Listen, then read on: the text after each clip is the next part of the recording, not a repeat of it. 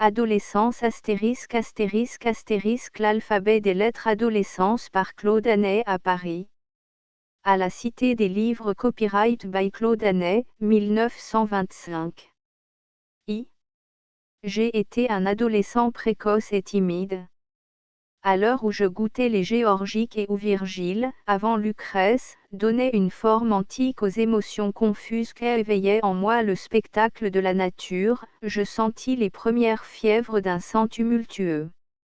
Je ne courais pas après une jeune paysanne, mais je poursuivais Galatée sous les saules. Elle fuyait et me laissait déçu. Plus heureux lorsque je rêvais, je serrais une nymphe dans mes bras et mêlais mes membres maladroits aux siens. J'étais élevé à la campagne, sans camarades. Le moindre lycéen aurait pris en pitié mon inexpérience. Sain et fort jusqu'à l'excès, je courais, je nageais, je montais à cheval, je me fatiguais sans arriver à calmer l'ardeur qui me dévorait. Ma mère vivait fort retirée dans sa propriété. Elle ne voyait plus guère que des amis de son âge qui ne faisaient pas grande attention à moi, ni moi à elle. Parfois arrivait de Paris une femme jeune, élégante, parée. Que de désirs elle excitait en ce grand garçon qui restait muet sur sa chaise dans un coin. Elle causait avec ma mère et cependant, à distance, sans l'écouter, je prenais possession d'elle. Je la dépouillais de ses vêtements, je l'étendais nue sur un divan, je m'agenouillais près d'elle, nos vies se confondaient. Mais lorsqu'à son départ je l'accompagnais jusqu'à sa voiture, je ne savais que lui dire. La robe dont elle était vêtue la séparait de moi comme une armure magique sur laquelle on ne peut porter la main sans tomber foudroyé. Comment imaginer que je pourrais la lui enlever ? Comment croire que cette personne, amie de ma mère, je la verrais en chemise et en pantalon, que j'entourerais sa taille de mon bras, que ma main inexperte s'approcherait d'un sein délicatement fleuri. Elle m'adressait la parole. Gênée même dans mes regards, je me détournais ne sachant que répondre. J'avais 14 ans. Je me souviens avec terreur de cette époque où la sève montait en moi avec tant de violence que j'en étais ébranlé. Je luttais, j'essayais de me dominer sans y parvenir et ce combat contre nature me laissait irritable, abattu, dégoûté de tout. Ma mère, si attentive aux moindres variations de ma santé, ne se doutait pas de la crise que je traversais. Elle se faisait 1000 soucis à mon sujet. Le moindre coup de froid l'alarmait, au plus léger mal de tête, elle voulait mander le médecin. Qu'était une migraine ou un rhume auprès de la tempête qui me secouait. Il aurait fallu qu'une femme me prît par la main. Aucune d'elles ne fit attention à ce garçon poussé trop tôt, gauche d'allure, à la voix changeante. Avec les jeunes filles, je ne ressentais pas les mêmes troubles. Auprès d'elles, j'étais libre, empressé, ardent à plaire. La sensualité qui me tourmentait dans mes heures de solitude me laissait la paix lorsque j'étais en leur compagnie. Pourtant nous échangions avec mes amis des caresses charmantes, c'étaient des serrements de main, un bras passé sous un autre, parfois des baisers dérobés, mais surtout 1000 paroles tendres, une sympathie entière, un mouvement vif de l'âme à l'âme. Je garde un souvenir délicieux de ces heures innocentes, fraîcheur d'un bain pur après de lourdes fièvres. Les jeunes filles, je les voyais surtout dans la belle saison, car nous habitions un pays assez âpre en hiver, mais où l'été amenait des visiteurs. Les maisons du voisinage s'ouvraient, c'était soudain un bruit bien inattendu de fête. Ma mère qui aimait la solitude avait pourtant gardé ses relations, moins pour elle que pour moi. Ma mémoire des dates est incertaine, je sais pourtant que je préparais la première partie de mon baccalauréat lorsque nous apprîmes que la propriété la plus voisine de la nôtre, inhabitée depuis longtemps, avait été achetée par des étrangers. Les étrangers, c'étaient pour nous des gens d'une autre province. Ceux-ci venaient du Midi et s'appelaient Maures. Je leur rêvais tout aussitôt une ascendance sarrasine. Grand émoi dans le pays, car on gardait chez nous une méfiance un peu paysanne envers les inconnus. Qu'étaient ces morts? Les verrons. On sut bientôt que Monsieur Mort était avocat et qu'il ne passerait jamais beaucoup de temps aux ormeaux qu'il avait acquis. L'été venu, il y installa sa femme et ses enfants et repartit. Peu de temps après, Madame Mort fit une visite à ma mère. Nous étions tous deux à causer devant la maison sous les lauriers roses et les orangers, lorsque Madame Mort et sa fille aînée arrivèrent. Madame Mort était une femme d'une quarantaine d'années, assez forte, assez commune, mais bonne et simple. Telle je la jugeais au premier jour, telle elle fut lorsque je la connus davantage. Comme on voit, elle ne trompait pas son monde et se livrait tout de suite. C'était une personne sans arrière-pensée, sans calcul, qui évitait de compliquer une vie prise tout entière par son mari, par ses enfants, par les soins du ménage. Derrière elle, sa fille. Par quel miracle apercevons-nous au premier coup d'œil jeté sur un être dont la vie va se mêler, ne serait-ce qu'un instant, à la nôtre, tout ce à quoi nous donnons du prix. Au moment même où Mademoiselle Mort apparaissait sur la première des marches qui descendaient du salon à la terrasse, je savais déjà qu'elle était dans sa taille moyenne parfaitement proportionnée, que les membres s'attachaient souples au corps, que les pieds étaient étroits, les mains allongées, les poignets fins, la tête petite, les dents éblouissantes et les yeux noirs, riants et les plus doux du monde. Henriette Mort avait 16 ans, mon âge, jeune fille déjà, alors que je restais un adolescent mal dégrossi. Elle était aimable et bonne, pareille en cela à sa mère. En elle, rien que de naturel et de simple, même sa coquetterie qui paraissait involontaire et qui l'était, en effet. Il semblerait qu'à vivre dans l'intimité de cette charmante jeune fille, car nous fûmes intimes dès le premier jour, j'aurais dû m'éprendre d'elle et que des sentiments si forts et si longtemps sans objet allaient enfin trouver à qui s'adresser. Mais non, Henriette n'était pour moi qu'une amie, la plus tendre des amies, et dans mes rêves passionnés, ce n'est pas elle qui apparaissait. La propriété des Morts jouxtait la nôtre, d'une maison à l'autre à peine 10 minutes de chemin. Le sentier qui y conduisait longeait d'abord un champ, puis traversait un petit bois de chênes où coulait la rivière qui séparait nos terres. Je franchissais le pont et j'étais chez nos voisins. La maison était ancienne et sans prétention. Aux heures chaudes je trouvais Madame Mort sous les tilleuls de la cour. Un ouvrage à la main, elle surveillait les plus jeunes enfants. Elle me gardait un instant près d'elle, s'informant de la santé de ma mère, des gens du pays. Puis elle me disait, je vous ai assez retenu, Philippe, allez vers la jeunesse. Elle est là-bas. Là-bas, c'était un bosquet où les bouleaux au tronc blanc mariaient la grâce flexible de leurs branches aux masses lourdes des sapins. J'y retrouvais Henriette, avec quelques cousines ou amies de son âge qui passaient l'été chez les Morts. Et des jeunes gens étaient là. De quoi parlions-nous? De ce qui occupe les pensées des adolescents. Nos propos étaient parfois d'une singulière hardiesse, mais comme pour la pure Iphigénie, l'innocence habitait dans nos cœurs. C'était une cour d'amour platonique et sans expérience. Des couples se formaient. Un de nos voisins, un garçon de 19 ans qui préparait l'école polytechnique dans un lycée de Paris, au visage pâle et âpre, était épris d'Henriette qui se moquait de lui. Pour moi, je ne la quittais guère. Elle m'avait élu son amie. Et de l'ami elle faisait un confident, me contraignant à un rôle que, certes, je n'aurais pas choisi. Mais, par une singulière contradiction, j'entrais comme de moi-même dans le caractère qu'elle me prêtait et je l'outrais. J'affectais d'être supérieur aux faiblesses du cœur, je feignais de croire et je croyais, en effet, que l'amitié est au-dessus de l'amour, d'essence plus rare, et qu'entre deux êtres tels que nous, seule elle peut porter d'abondantes moissons. Ainsi je me trompais moi-même. Cependant l'admiration que je ressentais pour elle avait quelque peine à se concilier avec l'amitié, et si j'avais été plus clairvoyant j'aurais compris que c'était de bien autre chose qu'il s'agissait. Je lui faisais 1000 compliments, je lui disais ce que j'aimais en elle, je lui prenais les mains. Et je n'avais pas envie de la presser sur mon cœur et de poser mes lèvres sur sa bouche souriante. Bien mieux, de son consentement, avec son appui et sa complicité, je faisais la cour à une de ses cousines, ravissante fille aux cheveux d'or, au teint plus délicat que la fleur du pêcher.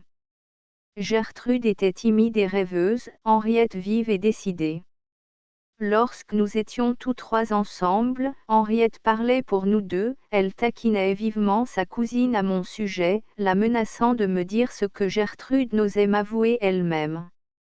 Gertrude rougissait et levait sur Henriette ses beaux yeux suppliants. Une fois, à la fin du jour, nous étions assis sur la mousse au pied d'un sapin, Henriette m'assura que les cheveux dénoués de sa cousine étaient admirables. Que ne la voyez-vous, disait-elle, lorsqu'elle s'agenouillait pour sa prière le soir en chemise de nuit. Mais, Henriette, soupirait Gertrude. Ses cheveux tombent alors jusque sur ses jambes. Elle est baignée de lumière. Il faut que Philippe les voie, ajouta-t-elle vivement et, d'un geste rapide, elle enleva les 2 épingles qui soutenaient la masse lourde des cheveux. Ils s'écroulèrent. Malgré les protestations de Gertrude, Henriette voulut que je les touchasse. J'y plongeai mes 2 mains. Je sentis leurs 1000 caresses subtiles à fleur de peau. Gertrude maintenant restait immobile, comme engourdie. Mais, Philippe, embrassez-la, dit Henriette, je ne vous regarde pas. Je me penchai vers la jeune fille, cherchant sa bouche. Elle détourna la tête et mes lèvres ne rencontrèrent que sa joue rougissante. Telle était l'atmosphère dans laquelle nous vivions. L'automne arriva trop vite. Une à une les maisons du voisinage se fermèrent et les morts annoncèrent leur départ. Gertrude et sa mère les devançaient de quelques jours. Henriette, feignant de s'attendrir sur le malheur de notre séparation, nous ménagea une dernière entrevue. C'était dans une partie du bois assez écartée où nous aimions à nous réfugier. J'y trouvai Gertrude seule, hésitante, voulant fuir. Je la retins, je la rassurai, je lui demandai si elle m'oublierait vite, s'il y avait pour moi une place dans son cœur, quels souvenirs elle garderait des jours que nous avions vécus ensemble. Par un dédoublement curieux, je m'aperçus, en ce moment où d'autres préoccupations semblaient devoir m'absorber, que ma voix prenait pour prononcer ces mots une douceur persuasive et touchante que je ne lui connaissais pas, une qualité musicale qui m'émut moi-même. Et je parlais autant pour me plaire que pour gagner le cœur de Gertrude. Celle-ci ne fut pas insensible à l'accent de la mélodie que je lui murmurai et je vis bientôt l'effet produit moins par mes paroles que par le ton sur lequel elles étaient dites. Elle me serra les mains, ses yeux s'emplirent de larmes, elle pencha la tête sur mon épaule. Je couvris de baisers sa figure humide de pleurs. Je trouvai du charme à ces baisers, mais, faut-il l'avouer, ces caresses échangées m'émurent à peine. Ma curiosité y était plus intéressée que mes sens. Et mon cœur restait de glace. 2 jours plus tard, j'allai chercher Henriette pour une dernière promenade. Elle partait le lendemain. Par un besoin de secrète harmonie, nous choisîmes non pas les bois où souvent avaient retenti les éclats de rire de notre bande folle, mais une plaine dénudée au pied d'une colline et qui avait été longtemps un marécage. Aujourd'hui des fossés la traversant en drainaient les eaux. Elle était nue et triste, quelques touffes de ronces épineuses seules y poussaient. Le ciel gris, bas, plein des brumes de l'automne, s'appuyait sur le fin clocher d'une église au sommet du coteau. Dans les champs on brûlait les feuilles et les tiges des pommes de terre. Les fumées traînaient et ne s'élevaient qu'avec peine. Longtemps nous marchâmes sans parler. Enfin Henriette rompit le silence. Dire que je regretterai même cette pauvre plaine lorsque je serai à la ville. Je vous envie de rester ici. Je ne répondis pas. Je venais de comprendre que rien dans ce pays que j'aimais tant n'aurait plus de charme pour moi du jour où Henriette l'aurait quitté. La surprise de ce sentiment nouveau, la pensée de l'isolement où le départ d'Henriette me laisserait me serrèrent le cœur au point que je fus obligé de m'arrêter. Elle s'arrêta aussi et me regarda. Que lut-elle dans mes yeux? Il me parut qu'elle pâlissait. Elle se mordit la lèvre, puis, avec un mouvement d'épaule que je ne sus comment interpréter, elle dit « Il faut rentrer ». Le lendemain elle partit, me laissant désespéré et fou de joie. J'aimais. L'ivresse d'un premier amour suffit à remplir une âme moins enflammée que ne l'était la mienne. Le monde transformé s'éclaira à mes yeux d'une lumière inconnue, je sentis s'agiter en moi la force qui anime la nature, je fus enfin une parcelle vivante de l'antique et toujours jeune univers. Mes livres participèrent de cet enchantement. Je les avais lus avec les yeux de l'esprit, ma sensibilité cette fois-ci s'émut. Les romans me racontèrent mon histoire, les livres de science eux-mêmes me parlaient un langage que je comprenais pour la première fois. C'est alors que mon professeur me mit entre les mains l'origine des espèces de Darwin et je n'oublie pas l'émotion que j'en éprouvai. Je crus voir s'ouvrir devant moi les portes longtemps fermées du temple. Les secrets m'étaient révélés de la vie qui palpite, identique en tous les êtres. Et, au même moment, je découvrais que l'amour seul vaut de vivre et qu'il serait désormais mon maître. Mais sa tyrannie, sous laquelle tant d'âmes faibles succombent, ne m'effrayait pas. Elle me donnait, au contraire, un désir plus fort d'agir, je voulais maintenant exceller en mille choses, j'entendais dominer. Je me jetai dans l'étude, non pas tant par le désir d'apprendre et de m'enrichir ainsi que pour me prouver à moi-même ma puissance. Au collège où je venais d'entrer, j'obtins cet hiver-là de mémorables succès. Mon professeur s'étonnait de mon ardeur et me prédisait un succès certain au baccalauréat qui, à la fin de l'année, terminerait mes études secondaires. Mais Henriette. Chose étrange, j'étais exalté à ce point que je ne souffrais pas de son absence. Ne lui devais-je pas la magique transformation que j'avais subie? Sans doute, je désirais la revoir, je lui parlais comme si elle avait été présente, son souvenir ennoblissait chaque heure de ma vie. Mais je me créais de si merveilleux bonheur qu'à la lettre je n'avais pas le temps de pleurer sur notre séparation. L'image que je me faisais de mon amie était si parfaite que peut-être l'Henriette réelle, si elle m'était apparue soudain, n'aurait pas rempli exactement la place et le rôle que je réservais à l'Henriette de mes rêves. Nous nous écrivions. Mais comment traduire mes sentiments dans des lettres qui pouvaient être lues par d'autres? Comment lui écrire ce que je ne lui avais pas dit lorsqu'elle était près de moi? Ces lettres étaient, il faut l'avouer, décevantes, tant ce qu'elles exprimaient était éloigné du langage que je lui prêtais dans ma solitude. Par ailleurs, je ne souffrais plus autant du malaise mystérieux et redoutable qui m'avait si cruellement accablé depuis 2 ans, comme si la fraîcheur de mon amour avait fait disparaître les fièvres malignes de la puberté. L'hiver, le printemps passèrent, je ne comptais pas les jours qui me séparaient d'Henriette, je vivais avec elle sous la lampe près du poêle, dans les champs durcis par le froid ou sous les vertes frondaisons. L'été la ramènerait près de moi. Vers le début de juin ma mère tomba malade, elle fut longtemps retenue à la chambre. Elle y était encore lorsque je partis pour passer mes examens à l'université voisine. Lorsque j'en revins, elle sortait de convalescence et les médecins l'envoyaient aux eaux. Elle était encore trop faible pour que je pusse songer à l'y laisser aller seule. Lorsqu'elle me l'apprit, elle pensait que la nouvelle de ce déplacement me serait agréable et qu'il me plairait de quitter, presque pour la première fois, nos campagnes. Mais je ne songeais qu'à Henriette. Ses yeux riants ne rencontreraient pas les miens lorsqu'elle arriverait dans le pays. Je lui envoyai une lettre désolée, la plus explicite de toutes celles que je lui avais écrites. J'annonçai mon retour pour le mois d'août, je la suppliai de ne pas m'en vouloir. Aux eaux, la nouveauté du spectacle me fut une distraction. Pourtant je ne voulais pas me l'avouer. Lorsque j'étais avec ma mère, je ne cessais de regretter le confort, le calme délicieux de notre demeure, de me plaindre de l'impossibilité d'être seule dans le va-et-vient du grand hôtel où nous habitions. Cependant je trouvais un charme singulier à ce coudoiement de tant de personnes inconnues, à ces rapides coups d'œil échangés avec des étrangers, à la vie en commun qui mêlait nos plaisirs et nos occupations, au repas au restaurant, à la danse, le soir. J'avais déclaré vouloir vivre en sauvage.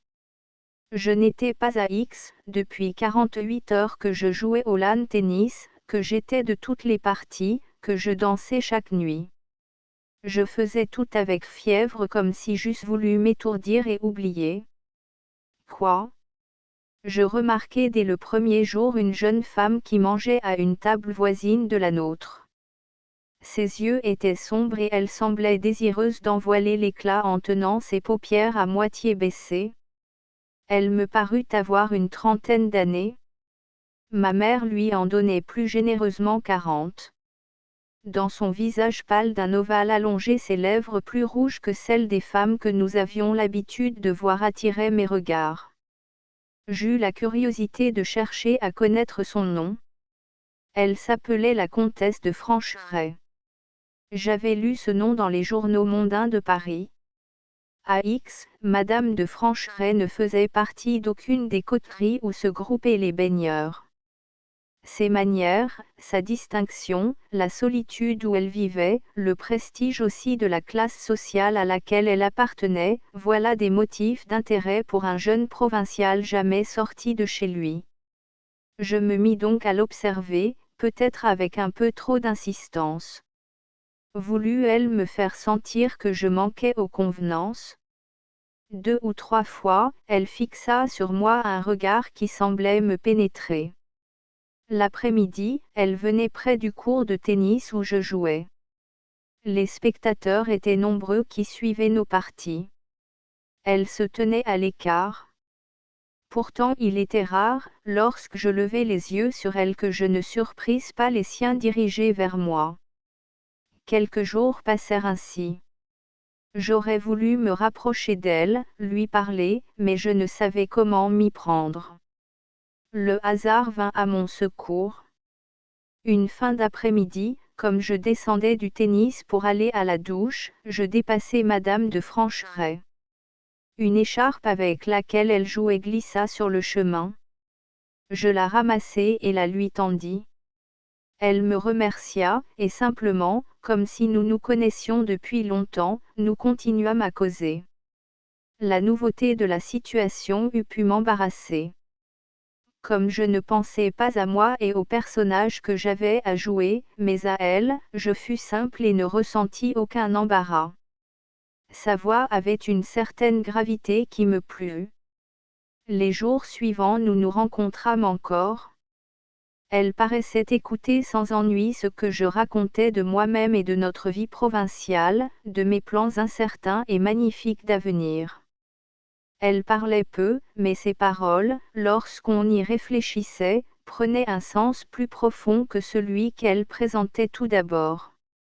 Elle ne causait ni de littérature, ni d'art, mais elle semblait connaître les gens et les choses mieux et plus réellement qu'il n'est accoutumé. Enfin son regard, dont elle était ménagère, ajoutait du poids à ses paroles. « Que vous êtes jeune, disait-elle souvent. Nous ne nous voyions jamais que dans les jardins et, le soir, au salon, où elle s'asseyait près de ma mère. Un jour, après déjeuner, je me rendis pour la première fois chez elle. Elle était un peu souffrante et m'avait fait demander un livre. Elle occupait, sur la cour d'entrée célèbre par ses arbres centenaires, un appartement composé d'un salon minuscule et d'une chambre. Je la trouvai couchée sur une chaise longue, vêtue d'un blanc peignoir de dentelle.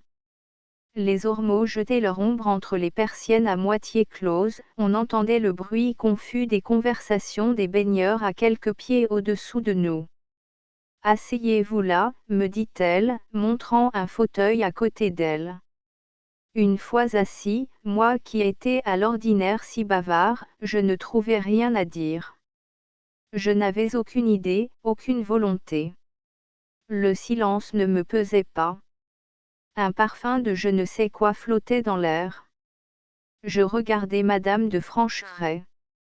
Elle rêvait, un bras relevé sur le dossier de la chaise longue. Je voyais les chairs pleines et ambrées par où le bras s'attache à la poitrine qui se soulevait lentement à chaque respiration. Sa bouche s'entr'ouvrait comme pour un sourire. Je ne pensais pas que je me trouvais à côté de la comtesse de Francheray. C'était une femme qui était là près de moi. Et nous étions seuls. Sans plus y réfléchir, je pris sa main et j'eus la hardiesse de la porter à mes lèvres. Elle me laissa faire. « Que vous êtes jeune, dit-elle encore. C'est délicieux. » Elle m'attira vers elle, je sentis l'odeur tiède de sa gorge, et ses deux bras se nouèrent autour de mon cou. Quand je sortis de sa chambre, 1 heure plus tard, j'étais un homme. La joie que j'aurais pu prendre dans les bras de Madame de Francheray avait été gâtée par la peur de lui paraître novice. Un jeune homme craint le ridicule. N'eût-il pas été plus simple de lui dire, « Je ne sais rien, je me remets entre vos mains, soyez vraiment ma maîtresse. » Mais on ne gagne la simplicité que par des chemins longs et difficiles. Je pensais, elle s'est aperçue, sans doute, de mon inexpérience. En elle-même, elle se moque de moi, elle ne voudra plus me voir. Et moi-même, comment la regarderai-je ? Mais, en même temps, j'étais gonflé de joie. Je connaissais enfin la réalité de ce monde féminin dont le mystère m'avait longtemps troublé. Ma première impression, la plus forte, celle qui ne devait point s'évanouir, je la traduisis par ces mots de la Bible, l'œuvre de chair. J'avais participé à une œuvre de chair, cela est rien de plus. Pour un garçon qui avait vécu dans les livres et dans les plus romanesques enchantements, la nouveauté était grande. Je sentais aussi que l'incomplète joie de cette première rencontre serait transformée bientôt en un bonheur plus complet, qu'il y avait là un point de perfection à atteindre et j'étais bien décidé à y arriver au plus vite. Pas un instant, je n'eus l'idée que j'avais commis une infidélité envers Henriette. Henriette vivait sur un plan différent. Elle habitait le palais que mon imagination lui avait bâti. Madame de Francheray m'avait invité dans une demeure plus terrestre. Je ne songeais même pas à me demander si j'aimais mon initiatrice. Aimer, c'était penser tendrement à une personne, désirer la voir, lui parler, deviner les moindres nuances de ses sentiments, s'émouvoir à son seul souvenir. Un regard d'elle, c'était assez pour être heureux, se sentir maître de son âme, y régner sans partage, la félicité suprême. Avec Madame de Francheray, présente ou absente, je ne ressentais aucune de ces émotions. Lorsque je pensais à elle, des images précises se levaient devant mes yeux, et quelles images! Je sentais avec trouble sa chair contre ma chair et le désir m'agitait de renouveler ces obscures et violentes sensations. Désormais je passais mes après-midi dans l'appartement de Madame de Francheray. Je ne montais au tennis, un peu lasse, qu'à la fin de la journée. J'eus bientôt perdu la gêne des premiers jours. Déjà je me croyais naïvement un maître. La seule ombre à mon bonheur, où la chercher? Dans la trop grande facilité avec laquelle je l'avais gagnée. J'étais assez sot pour ne pas estimer à son prix une victoire qui ne m'avait rien coûté. Je suis l'amant, me disais-je, de cette femme charmante et qui appartient à la meilleure société, mais sans doute a-t-elle l'habitude de satisfaire ses moindres caprices. J'étais là, elle m'a pris. Moi absent, un autre l'eût possédé. La manière d'être de Madame de Francheray n'était pas faite pour me donner une trop haute idée de moi-même. Avec elle, on était toujours dans des rapports simples. Personne moins qu'elle ne prenait plaisir à jouer la comédie. Elle n'affecta aucun remords, aucune crainte, elle ne se crut pas obligée de chercher des excuses à ce que d'autres appellent leur faute, elle n'essaya pas de me faire croire qu'elle avait cédé à un sentiment irrésistible. Avec une aisance parfaite, seule, pensais-je, une grande dame Balzac. À cette inimitable liberté, elle m'invita à des jeux que j'ignorais et m'en apprit la douceur. Je dois avouer à ma décharge qu'une semaine ne se passa pas sans que je lui avouasse que j'étais arrivé neuf dans ses bras. Elle sourit. Croyez-vous que j'ai pu l'ignorer, dit-elle. Elle m'apprit bien d'autres choses encore, et surtout le prix du secret. Hors de sa chambre, elle fut avec moi comme avec un étranger, et je m'émerveillais de cette transformation qui paraissait ne lui rien coûter. Il n'y avait alors entre nous aucune familiarité, pas un mot équivoque, pas un regard trop appuyé. Je la voyais au restaurant ou au salon, le soir, causant avec ma mère, à son aise, libre, distante, et je ne pouvais m'imaginer que cette même femme je l'avais eue quelques heures auparavant nue entre mes bras et que je connaissais les parties les plus secrètes de son corps. Et je l'en admirais davantage. Nous vécûmes ainsi pendant 2 semaines. Puis il fallut nous quitter. Le dernier jour où je la vis chez elle, je lui dis, « Comment pourrais-je me passer de vous ? » « Bien mieux que vous ne le croyez, » me répondit-elle. « Ce que je vous ai donné, d'autres vous l'offriront. Elles y mettront plus de façon sans doute et moins de franchise. J'ai été la première, vous ne m'oublierez pas. Peut-être nous reverrons-nous à Paris puisque vos études vous y appellent. Les choses ne seront pas là-bas ce qu'elles ont été ici. Il est des folies délicieuses qu'il faut savoir se refuser. Vous étiez en vacances, moi aussi. Maintenant la vie régulière reprend. Au moment de partir, vous donnerai-je un conseil. La différence de nos âges me le permet. Défendez-vous en amour des choses vulgaires qui ont vite fait de gâter les jeunes gens. Vous vous plairez toujours dans la société des femmes. Ne croyez pas, comme quelques-uns, qu'il faille être sincère avec elles. Il faut savoir leur mentir, ne serait-ce que pour les amuser. La plupart demandent à être trompés. Il est bon d'y mettre quelques manières. Voilà mon conseil. Et en voici un second, ne croyez pas à l'irréparable. Il y a, cher ami, fort peu de choses irréparables. Elle ne m'en avait jamais tant dit. Ainsi me fit-elle participer à sa sagesse humaine au moment où nous nous séparions. Je quittai les eaux avec un beau sujet de méditation devant moi et les souvenirs tout proches d'un passé déjà plein de volupté. J'eus le loisir d'y penser plus longuement que je ne l'aurais voulu. Au lieu de rentrer chez nous, nous allâmes passer quelques semaines au bord de la mer dans le sud de la Bretagne. Les médecins avaient ordonné ce repos à ma mère avant le retour au foyer. J'en fus moins affligé que je ne l'aurais cru. J'étais encore tout étonné de mon aventure et, malgré mon désir de revoir celle que j'aimais toujours, j'éprouvais le besoin de mettre un peu de temps entre le jour où j'avais quitté Madame de Francheray et celui où je retrouverais Henriette. On se plaît à raconter dans les romans qu'une fois séparé d'une femme que l'on a aimée charnellement on découvre peu à peu qu'on lui est attaché par d'autres liens encore. Rien de semblable ne m'arriva. J'aimais Henriette et Madame de Francheray m'avait attaqué là où Henriette n'avait jamais régné. Je savais un gré infini à Madame de Francheray de m'avoir révélé la nature et l'agrément des rapports entre l'homme et la femme.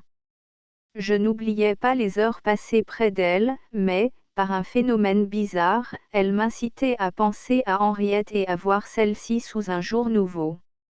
Grâce à Madame de Francheray, mon amour pour Henriette quitta les sphères éthérées où il se mouvait et prit une forme sensuelle. C'était Henriette et non Madame de Francheray que je tenais dans mes bras pendant mes rêves. C'était le corps frais et juvénile de mon amie que je pressais à l'heure où le désir suscitait devant moi des images voluptueuses. Je n'ai gardé de ces semaines aucun autre souvenir. Les gens qui m'entouraient étaient-ils vivants? Ils allaient et venaient autour de moi comme des ombres. Je faisais de longues promenades sur la plage à l'heure où le soleil couchant borde de nacre le sable humide au long de la mer. Des enfants jouaient, des jeunes femmes passaient vêtues de robes claires. Je ne les voyais pas, je ne voyais, bercé au jeu des vagues molles dont les crêtes d'argent s'irisaient dans les vapeurs du crépuscule, qu'Henriette, et quelle Henriette! Non pas la fille que j'avais connue près de sa mère sous les ombrages de nos campagnes, mais une Vénus adolescente endormie au bord des flots. Nous nous écrivions. Que dire par lettre à une déesse? Je ne savais trouver le ton. J'étais grandiloquent et confus. En échange, je recevais quelques cartes postales, assez insignifiantes à la vérité. Henriette paraissait de triste humeur. Pourtant sa maison était pleine d'amis. Le cercle joyeux de l'an dernier s'était reformé. Seul, j'y manquais. Au début de septembre enfin, nous rentrâmes. À mesure que les heures s'approchaient où je devais revoir Henriette, je m'inquiétais. Je brûlais de devancer les jours, de courir à elle, de me jeter à ses genoux et, au même temps, une douloureuse appréhension me serrait le cœur. Je craignais de cette rencontre je ne sais quelle heure, quelle blessure insupportable. J'aurais voulu retarder encore une minute attendue avec tant de fièvre. Nous arrivâmes un matin. À la fin de l'après-midi, je me rendis chez nos voisins. De loin je vis Madame More sous les tilleuls près de la vieille maison.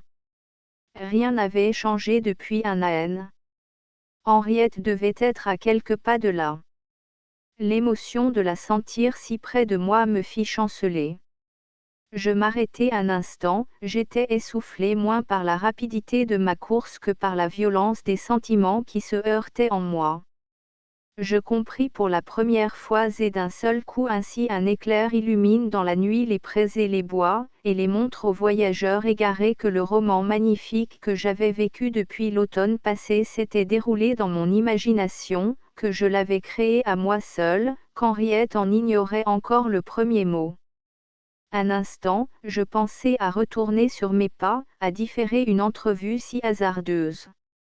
Mais j'eus honte à l'idée de reculer, je me repris et avançai vers Madame More. Elle me fit l'accueil le plus aimable. Après s'être informée longuement de la santé de ma mère, elle me dit, comme vous avez grandi, Philippe. Vous voilà un homme, maintenant. Et cette pointe de moustache? Qu'allez-vous faire? Je parlais de mes projets assez incertains. J'irai à Paris pour continuer mes études, à la Sorbonne sans doute et à l'école de droit, mais je ne désirais être ni professeur, ni avocat. D'autre part, nos terres n'étaient pas assez grandes pour absorber l'activité d'un jeune homme. En somme, je ne me voyais dans aucun cadre et ne pouvais dire ce que serait ma carrière. Cependant je pensais à Henriette, alternativement avec terreur et joie, à Henriette que je n'apercevais pas. La bonne dame d'elle-même me renseigna, ma fille est avec sa cousine chez des voisins. Elles ne tarderont pas. Si elles avaient pensé vous voir aujourd'hui, elles seraient déjà là. Une demi-heure passa, j'entendis un bruit dans l'allée derrière moi. C'étaient Henriette et Gertrude, accompagnées par le polytechnicien de l'an dernier. Henriette me parut plus grande, elle restait mince, un peu maigre, mais le corsage de sa robe claire se gonflait légèrement et ses hanches se dessinaient plus pleines. Son visage n'avait pas changé, son teint hâlé par l'été faisait paraître les dents plus blanches et je retrouvais dans les yeux riants et doux le feu que j'aimais. Auprès d'elle, magnifique contraste, Gertrude était éblouissante de fraîcheur blonde. Elles étaient toutes deux vêtues de blanc, elles venaient heureuses et souriantes. Le printemps de ma vie s'avançait au-devant de moi. Gertrude rougit en me voyant. L'accueil que me fit Henriette ne trahit aucun embarras. Elle ne me cacha pas le plaisir qu'elle avait à me revoir et me gronda gentiment de mon retard. Elle me demanda qui j'avais vu aux eaux et au bord de la mer.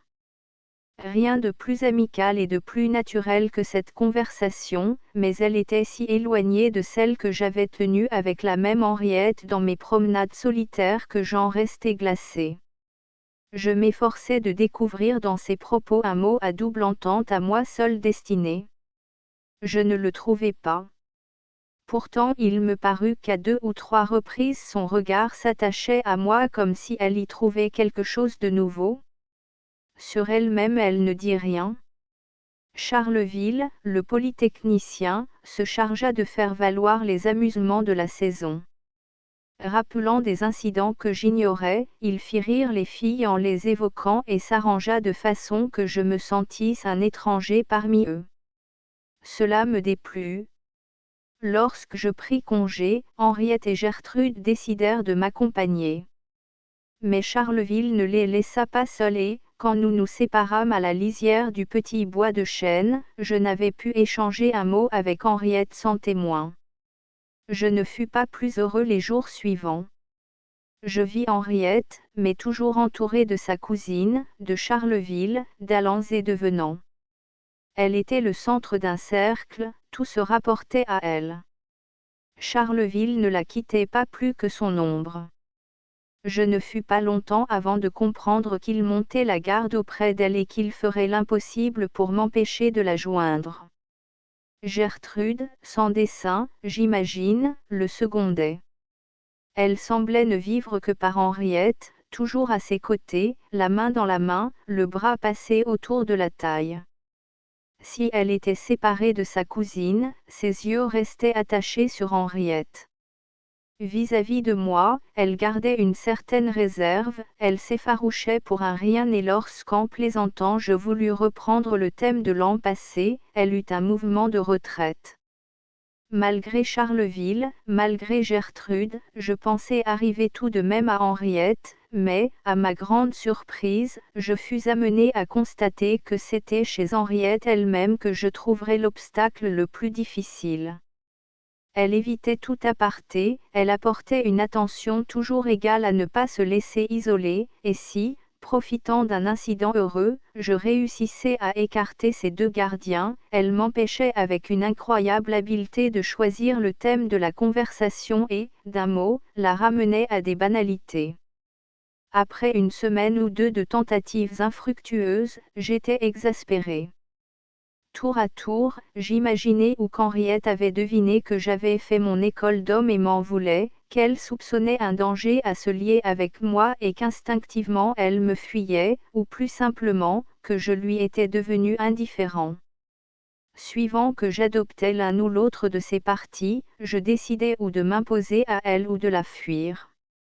Je déclarais alors que je ne la reverrais plus, que j'avais été victime de mon imagination, que je me trouvais en face d'une fille incapable d'éprouver les grands sentiments que je lui avais prêtés. Cette farouche résolution ne durait pas l'espace d'un matin. Il n'y eut pas de jour où je ne décidais de rompre, il n'y en eut pas un qui ne me vit près d'Henriette. Et cependant le temps coulait et bientôt octobre nous séparerait. J'eus l'idée, empruntée sans doute à mes lectures, d'essayer d'éveiller et de piquer sa jalousie. Je me mis à faire la cour à Gertrude, j'y déployais beaucoup d'applications et, au bout de quelque temps, Gertrude parut y être sensible. Mais sa cousine veillait sur elle et, comme un jour, moitié plaisantant, moitié sérieux, j'adressais à Gertrude quelques propos tendres et lui baisais la main. Henriette intervint assez brusquement disant que les jeux permis naguère ne l'étaient plus aujourd'hui. Je fus surpris du ton vif sur lequel elle parla et qui était bien éloigné de celui que nous employions. Rentré chez moi et en y réfléchissant, il me parut que cette nouvelle attitude d'Henriette avait quelque chose de flatteur pour mon amour-propre. Le lendemain, je la trouvai de méchante humeur. Je cessai de flirter avec Gertrude, mais Henriette ne s'apaisa pas. Peut-elle sérieusement m'en vouloir, me demandai-je, de ce qui n'est qu'un jeu.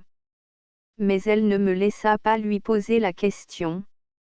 Je devins irritable, elle me contredisait pour un rien. Nous échangions des propos aigres. Les jours qui fuyaient ajoutaient à mon énervement. Un jour, sur un mot un peu plus piquant de moi, elle eut soudain les yeux pleins de larmes. Bouleversée à cette vue, je me précipitai vers elle. Nous étions seuls, mais, à une douzaine de pas, sa mère brodait sous les tilleuls. Henriette me repoussa vivement et, sans me laisser le temps de m'excuser, rentra dans la maison. Pendant 2 jours je ne la vis point. Lorsque nous nous retrouvâmes, elle ne paraissait pas se souvenir de cette scène pénible. La première semaine d'octobre commença. Les morts partaient le 10. Le temps était d'une admirable douceur et la lune dans son second quartier permettait de prolonger encore les soirées sur la terrasse. Un jour, une amie de ma mère s'invita à dîner.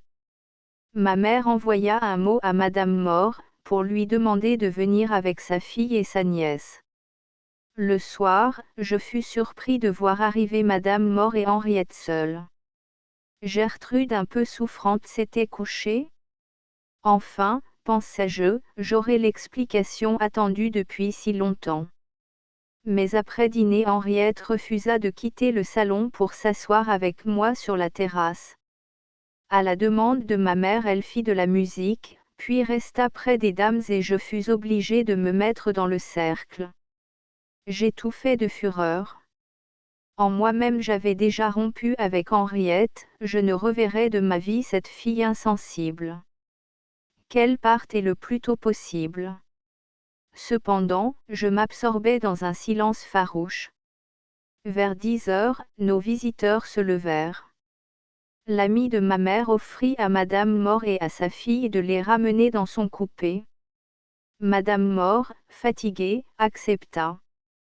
Mais le vieux coupé, très étroit, n'avait que 2 places et Henriette, par politesse, se crut obligée de dire « Nous allons vous gêner beaucoup, madame ». Alors, par une décision subite inexplicable, je m'avançai, pris la main d'Henriette dans l'ombre et, la lui serrant fortement pour briser toute résistance, je dis à Madame More, je raccompagnerai Henriette par le bois. Nous arriverons presque aussitôt que vous. Henriette, stupéfiée par la pression de ma main, hésita avant de parler. Déjà Madame More de la voiture me jetait, si cela ne vous ennuie pas, il sera excellent pour elle de marcher un peu. Elle est si paresseuse. La voiture partit nous laissant seuls sur les marches du perron. Tout de suite, le long de l'allée qui menait au bois, nous fûmes dans l'ombre fraîche de la nuit. Nous ne parlions pas, nous allions côte à côte sans nous toucher. Le silence, à se prolonger, pèse sur nous comme une menace. Pour rien au monde, je ne l'aurais rompu. J'étais plein de colère. Il me semblait qu'Henriette me devait des excuses pour son inexplicable conduite depuis ma rentrée. Je marchais la tête droite, les yeux fixés devant moi. Henriette fut la première à ne pouvoir supporter l'hostilité silencieuse qui était entre nous. À un détour du chemin nous avions déjà franchi la moitié de la distance qui séparait nos 2 maisons. Elle se tourna un peu vers moi pour m'interroger du regard. Je vis à la clarté de la lune ses yeux inquiets chercher les miens. Bouleversé par la supplication muette que je lus dans son regard, je glissai mon bras sous le sien. Le contact de ma main sur sa chair suffit à opérer un prodige. L'irritation qui nous avait dressés l'un contre l'autre fondit comme neige d'avril au soleil, des rapports naturels, confiants, heureux s'établissaient entre nous. Sans que nous eussions échangé une parole, je sentis qu'Henriette, gagnée, m'appartenait. Nous entrions dans le bois de chêne. Je la conduisis jusqu'au banc où 100 fois nous nous étions assis au cours de nos promenades. Elle me suivit sans opposer l'ombre de résistance. Je m'assis près d'elle, je la pris dans mes bras, je me penchai sur son visage pâle, je vis ses yeux si beaux m'implorer, et sous la pression de mes lèvres sa bouche s'entr'ouvrit. Nous eûmes une semaine entière pour épuiser notre bonheur. Henriette, transformée, montra la bravoure d'une femme. Elle n'essaya pas de cacher ses sentiments. Nous étions ensemble le jour durant. Je la voyais le matin, l'après-midi, le soir même. Elle inventait 1000 ruses pour se débarrasser de Charleville qui n'était pas de force à lutter avec elle. Quant à Gertrude, elle en fit sa complice, et cela sans hésitation, sans se demander si sa cousine en souffrirait, sans se soucier d'être jugée par elle. Elle sortait à deux. Dès qu'elle n'avait retrouvé, Henriette s'éloignait avec moi, la priant de nous attendre. Parfois même, elle l'appelait en riant, Brangaine. Un jour devant Gertrude, elle risqua une caresse hardie. Celle-ci rougit, puis pâlit, mais se tut. Nous vivions ainsi comme en dehors du temps et de nous-mêmes. La date approchait qui l'emmènerait, elle, à Marseille, moi, à Paris. Nos jours étaient comptés, nous ne les comptions pas. Nous ne parlions, ni de la séparation, ni des moyens de nous retrouver. Jamais il n'y eut gens plus acharnés à se satisfaire du présent. Pas une minute, Henriette ne souffrit à l'idée qu'elle goûtait d'un fruit défendu. Elle m'aimait. Cherchait-on des excuses à l'amour? À ses yeux, il n'était pas besoin de se justifier. La séparation vint. Je vis Henriette disparaître en voiture au détour du chemin, n'essayant pas de cacher ses larmes. Je restai seule quelques jours encore. Je ne sentais pas mon isolement. Le prix de mon bonheur était-il diminué parce que je l'avais perdu? J'étais déjà enclin, sans que je pusse en analyser les motifs avec précision, à considérer toute chose par rapport au développement de mon individualité. Plus tard, quand mes lectures s'étendirent, je me trouvai d'illustres frères dans la littérature européenne. À ce moment, ce sentiment en moi ne devait rien à l'imitation, j'aurais à en fournir une preuve bien prochaine. Ainsi la séparation me fut adoucie par la joie orgueilleuse de constater que j'étais capable d'éprouver une grande passion et aussi de la faire naître chez autrui. Je n'eus, du reste, pas la plus légère fatuité à voir que j'avais triomphé d'Henriette, pas plus que je n'en avais ressenti à éprouver que Madame de Francheray avait du goût pour moi. Une obscure, mais juste idée de la fatalité qui nous mène m'empêcha toujours de m'attribuer à mérite ce dont je n'étais redevable qu'à un sort heureux. 6 mois après, j'étais alors un jeune étudiant mal débrouillé dans la vie de Paris, j'appris par une lettre de ma mère qu'Henriette se mariait avec un riche industriel de Marseille, gaillard à tout le poil, grand coureur de filles et de cabaret, 6 pieds de haut, le verbe fort. Je ne lus pas cette lettre sans un serrement de cœur. Henriette dans les bras d'un rustre. La vilaine image. Je m'efforçais à l'exemple des stoïciens dont les doctrines alors m'enchantaient, à raisonner, pour l'amortir, sur le coup reçu. Je me suis trompé moi-même, me disais-je. Voilà une expérience salutaire à ton début dans la vie. Ne mets pas à l'avenir les femmes sur un plan trop élevé. Elles ne sont jamais qu'à mi-hauteur et plus près de la terre que du ciel. Mais cette leçon de sagesse avait un arrière-goût d'amertume qui fut longtemps à s'effacer.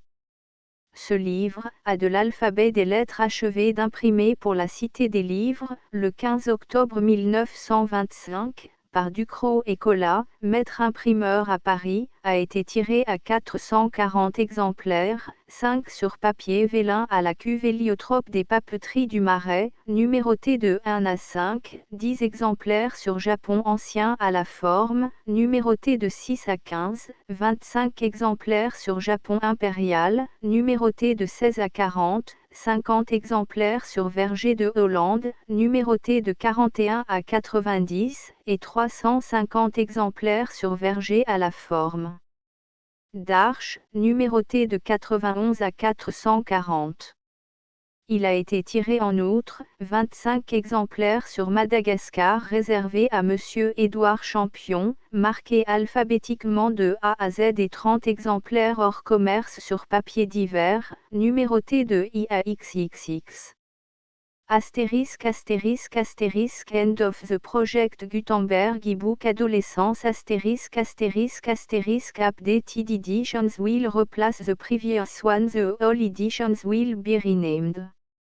Creating the works from print editions not protected by US copyright law means that no one owns a United States copyright in these works, so the Foundation, and you, can copy and distribute it in the United States without permission and without paying copyright royalty. Special rule, set forth in the general terms of use part of this license, apply to copying and distributing Project Gutenberg symbol marque commerciale electronic works to protect the Project Gutenberg symbol marque commerciale concept and trademark. Project Gutenberg is a registered trademark, and may not be used if you charge for an ebook, except by following the terms of the trademark license, including paying royalty for use of the Project Gutenberg trademark. If you do not charge anything for copy of this ebook, complying with the trademark license is very easy.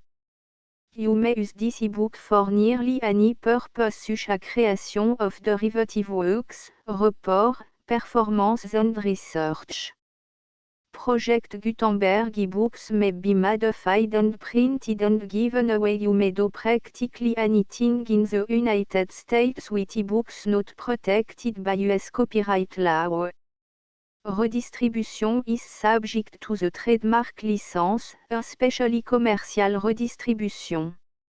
Start, full license. The full Project Gutenberg license. Please read this before you distribute or use this work to protect the Project Gutenberg symbol marque commerciale mission of promoting the free distribution of electronic works, by using or distributing this work, or any other work associated in any way with the phrase Project Gutenberg. You agree to comply with all the terms of the full Project Gutenberg symbol marque commerciale license available with this file or online at www.gutenberg.org/licence.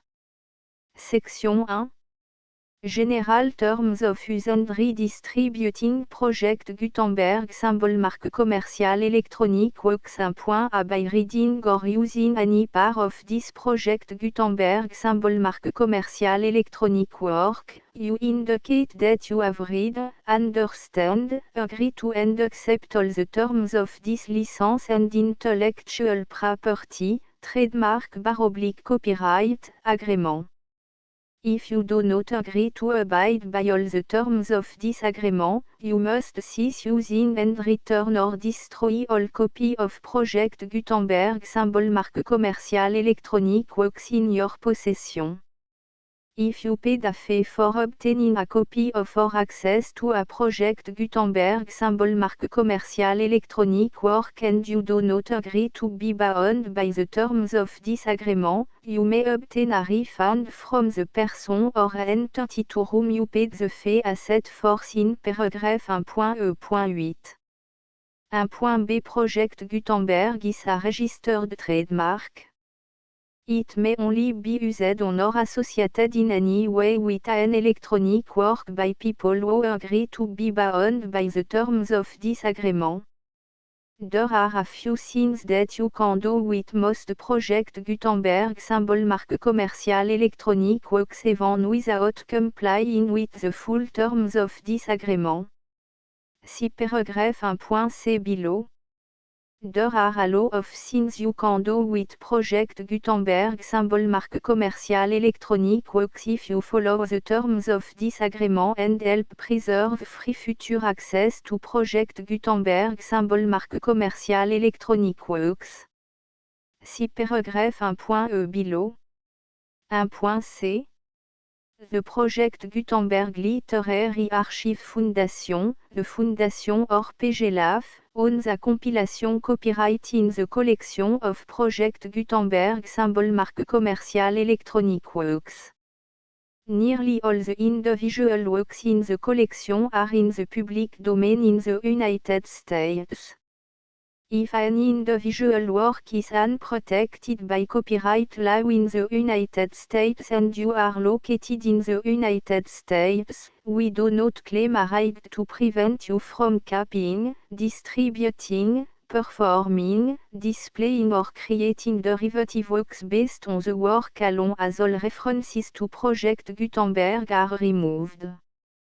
Of course, we hope that you will support the Project Gutenberg symbol marque commercial mission of promoting free access to electronic works by freely sharing Project Gutenberg symbol marque commercial works in compliance with the terms of this agreement for keeping the Project Gutenberg symbol marque commercial name associated with the work.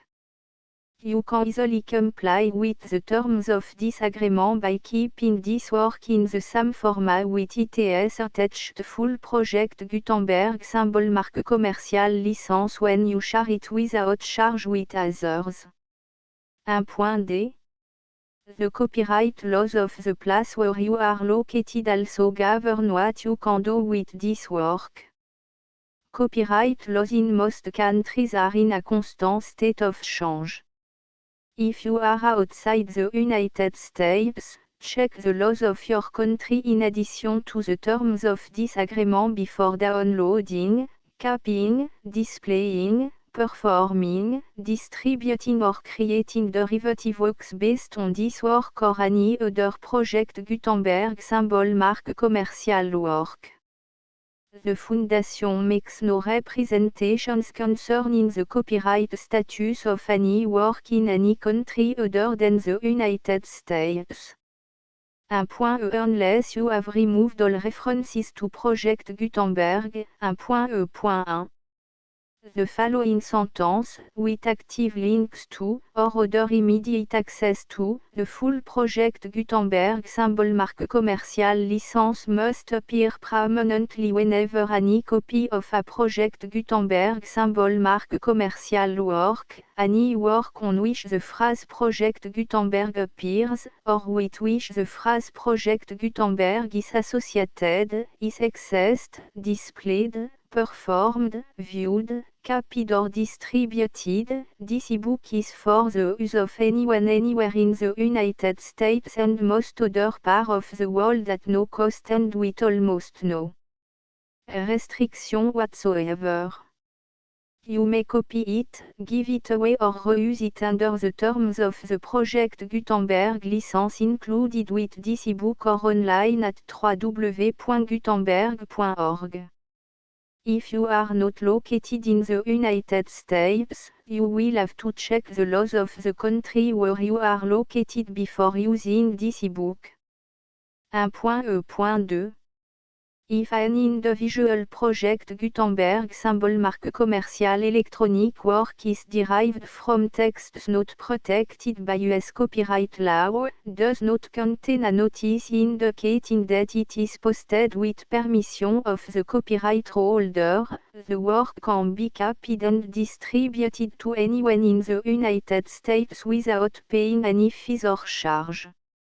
If you are redistributing or providing access to a work with the phrase Project Gutenberg associated with or appearing on the work, you must comply either with the requirements of paragraphs 1.e.1 through 1.e.7 or obtain permission for the use of the work and the Project Gutenberg symbol marque commercial trademark as set forth in paragraphs 1.e.8 or 1.e.9. 1.e.3 If an individual Project Gutenberg symbol marque commercial electronic work is posted with the permission of the copyright holder, your use and distribution must comply with both paragraphs 1.e.1 through 1.e.7 and any additional terms imposed by the copyright holder. Additional terms will be linked to the Project Gutenberg symbol marque commercial license for all works posted with the permission of the copyright holder found at the beginning of this work. 1.e.4 Do not unlink or detach or remove the full Project Gutenberg symbol marque commercial license terms from this work, or any file containing a part of this work or any other work associated with Project Gutenberg symbol marque commerciale.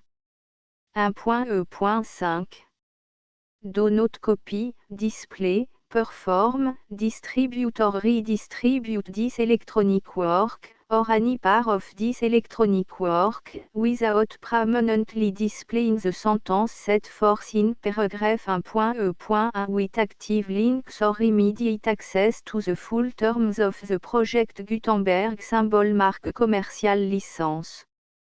1.E.6 You may convert to and distribute this work in any binary, compressed, marked up, non-proprietary or proprietary form, including any word processing or hypertext form.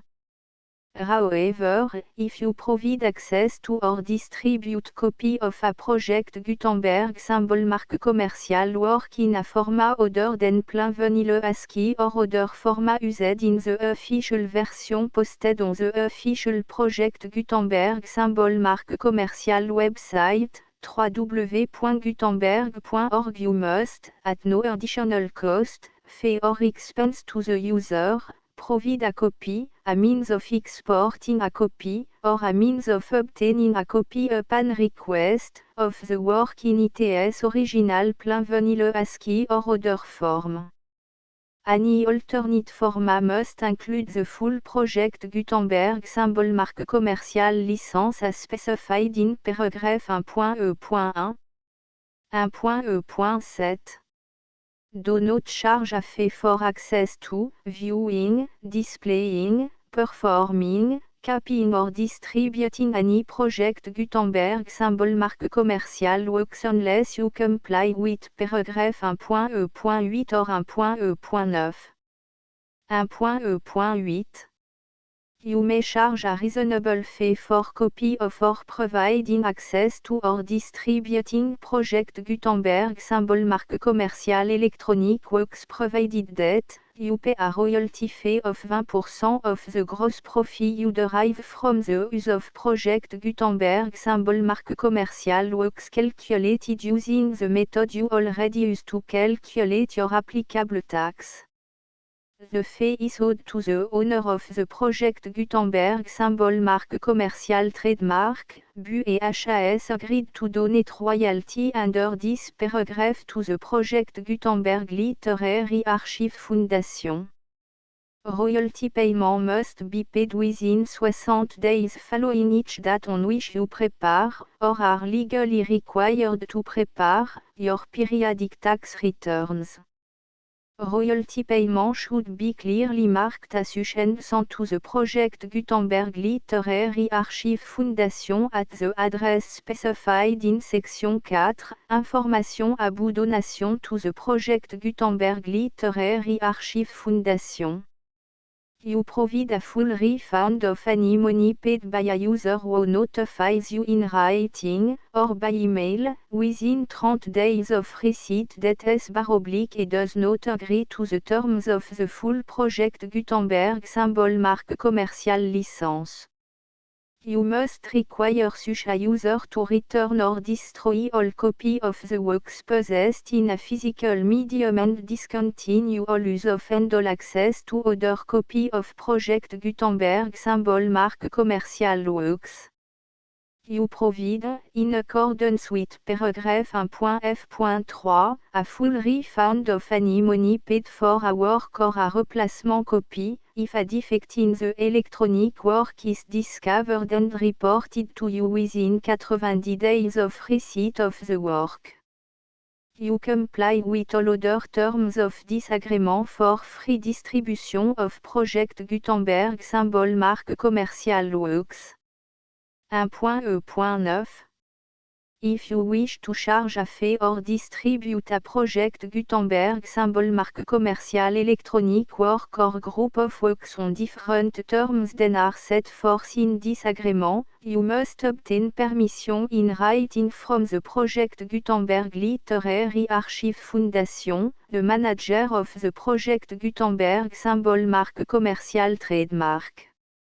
Contact the Foundation as set forth in section 3 below. 1.f1.f.1 Project Gutenberg volunteers and employees expend considerable effort to identify, do copyright research on, transcribe and proofread works not protected by US copyright law in creating the Project Gutenberg symbol marque commercial collection. Despite these efforts, Project Gutenberg symbol marque commercial electronic works, and the medium on which they may be stored, may contain defects such as, but not limited to, incomplete, inaccurate or corrupt data, transcription errors, a copyright or other intellectual property infringement, a defective or damaged disk or other medium, a computer virus, or computer code that damage or cannot be read by your equipment. 1.f.2 Limited warranty, disclaimer of damage, except for the right of replacement or refund described in paragraph 1.f.3, the Project Gutenberg Literary Archive Foundation, the owner of the Project Gutenberg symbol marque commercial trademark, and any other party distributing a Project Gutenberg symbol marque commercial electronic work under this agreement, disclaim all liability to you for damages, costs and expenses, including legal fees. You agree that you have no remedy for negligence, strict liability, breach of warranty or breach of contract except those provided in paragraph 1.f.3.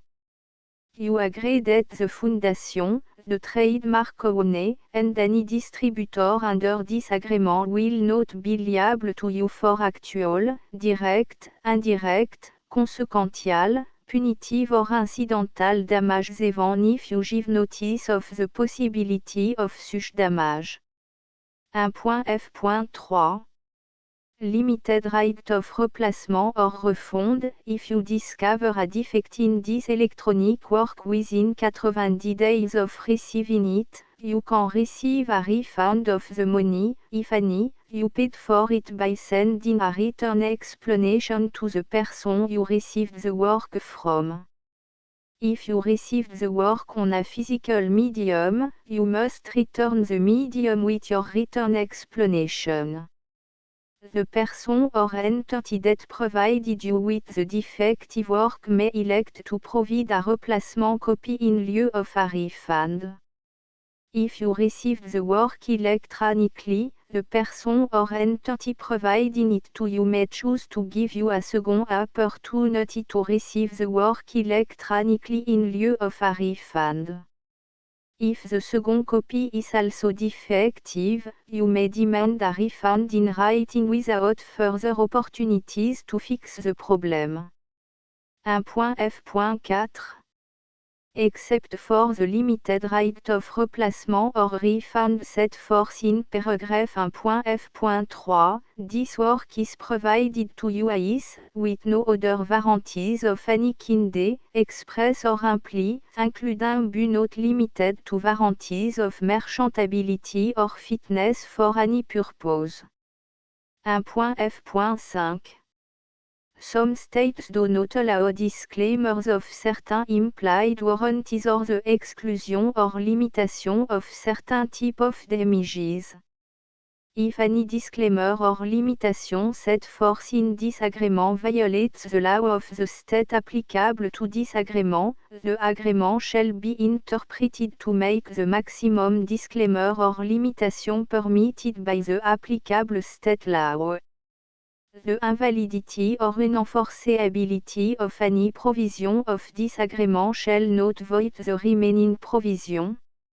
1.f.6 Indemnity, you agree to indemnify and hold the Foundation, the trademark owner, any agent or employee of the Foundation, anyone providing copy of Project Gutenberg symbol marque commercial electronic works in accordance with this agreement, and any volunteers associated with the production, promotion and distribution of Project Gutenberg symbol marque commercial electronic works, harmless from all liability, Costs and expenses, including legal fees, that arise directly or indirectly from any of the following which you do or cause to occur. A. Distribution of this or any project Gutenberg symbol marque commerciale work. B. Alteration, modification, or addition or deletions to any project Gutenberg symbol marque commerciale work. And C. Any defective cause. Section 2. Information about the mission of Project Gutenberg symbol marque commerciale. Project Gutenberg symbol marque commerciale is synonymous with the free distribution of electronic works in format readable by the widest variety of computer including obsolete, old, middle-aged and new computer. It exists because of the effort of hundreds of volunteers and donations from people in all walks of life. Volunteers and financial support to provide volunteers with the assistance they need are critical to reaching Project Gutenberg symbol marque commerciale's goals and ensuring that the Project Gutenberg symbol marque commerciale collection will remain freely available for generations to come. In 2001, the Project Gutenberg Literary Archive Foundation was created to provide a secure and permanent future for Project Gutenberg symbol marque commerciale and future generations. To learn more about the Project Gutenberg Literary Archive Foundation and how your efforts and donations can help, see section 3 and 4 and the Foundation information page at www.gutenberg.org. Section 3.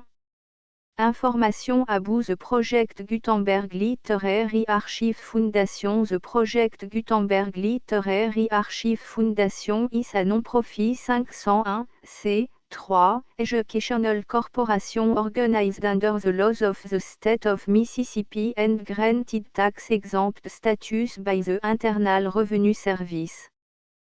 The Fondation SEIN or Federal Tax Identification Number is 64 à 6 221 541.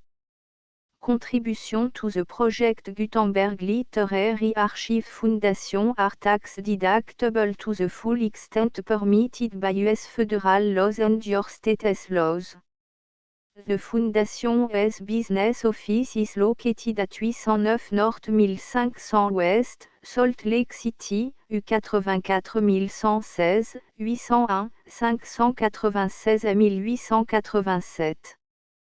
Email contact links and up-to-date contact information can be found at the Foundation's website and official page at www.gutenberg.org/contact. Section 4.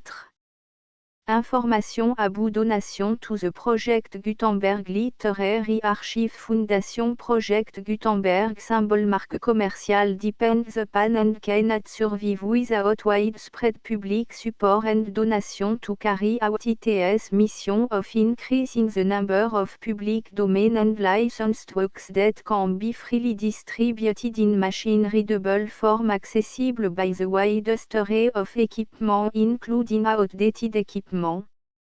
Many small donations, $1 to $5,000, are particularly important to maintaining tax-exempt status with the IRS. The Foundation is committed to complying with the laws regulating charities and charitable donations in all 50 states of the United States. Compliance requirements are not uniform and it takes a considerable effort, much paperwork and money fees to meet and keep up with these requirements. We do not solicit donations in locations where we have not received written confirmation of compliance. To send donation or determine the status of compliance for any particular state, visit www.gutenberg.org/donate. While we can attend do not solicit contribution from states where we have not met the solicitation requirements, we know of no prohibition against accepting unsolicited donation from donors in such states who approach us with offers to donate. International donations are gratefully accepted, but we cannot make any statements concerning tax treatment of donations received from outside the United States. US laws alone swam for small staff. Please check the Project Gutenberg web page for current donation methods and addresses. Donations are accepted in a number of other ways including checks, online payments and credit card donations. To donate, please visit www.gutenberg.org/donate. Section 5. Générale information about Project Gutenberg symbol marque commerciale électronique Works Professor Michael S. R. was the originator of the Project Gutenberg symbol marque commerciale concept of a library of electronic works that could be freely shared with anyone. For 40 years, he produced and distributed Project Gutenberg symbol marque commerciale e-books with only a loose network of volunteer support. Project Gutenberg symbol marque commerciale e-books are often created from several printed editions, all of which are confirmed and not protected by copyright in the US unless a copyright notice is included. Thus, we do not necessarily keep e-books in compliance with any particular paper edition. Most people start at our website which has the main page search facility, www.gutenberg.org. This website includes information about Project Gutenberg symbol marque commerciale, including how to make donation to the Project Gutenberg Literary Archive Foundation, how to help produce our new ebooks, and how to subscribe to our email newsletter to read about new ebooks. Adolescence I2-3 The full Project Gutenberg license.